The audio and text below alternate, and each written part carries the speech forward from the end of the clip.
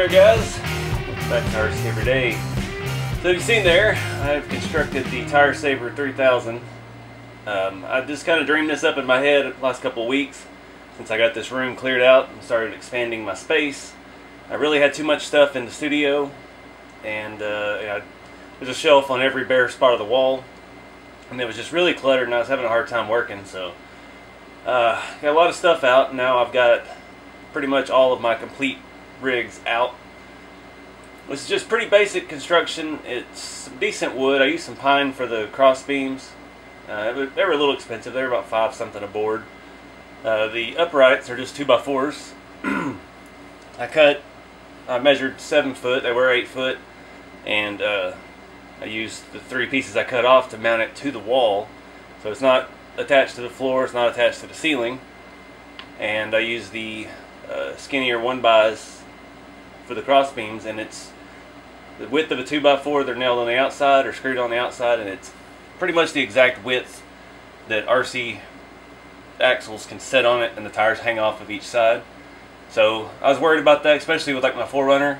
Those Mickey Thompson Baja Claws are extremely soft, and if I leave it sitting in here in the heat for a day when it's 100 outside, those tires will pretty much ruin themselves. Just flat spot, the foams will start getting the lump in them, and it'll just ruin everything. So I had a bunch of these rigs hanging on the wall, kind of on shelf brackets but no shelf, and it worked alright, but it was a little sketchy and I was worried about them falling.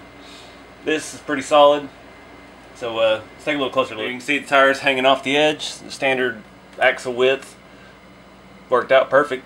Here's one of the cross beams here. That goes to the wall and is attached. I put 2 up high and 1 down low just to keep it from wanting to give out at all at any angle. It's very solid.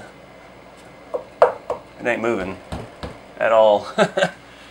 But yeah, it's one of those little projects, not really RC related, but it kind of is RC related. Different angle you can see. Let me move the Amigo. Oh, see how it works? The boards are stronger like that, so they're not going to sag or droop with the weight of the trucks on them. And yeah, tires just hang off the sides. No more flat spots. That body's not even attached. It's nice and stable. Don't have to worry about them going anywhere. I should have measured it a little better. I almost changed my mind and went away with the center beam here, because it's hard to get 2 rigs on one side. The buggies have to face out like that, so I have to be careful not to bump them. They're up there pretty good though. They could fall backwards, but it just didn't work out. The crawlers were a little bit bigger than I thought. I kept it 6 foot wide because that's kind of this nice amount of space I had in the room. It's pretty well centered in the room, and yeah, it just worked out that way. The rat rods fit, except old number 2.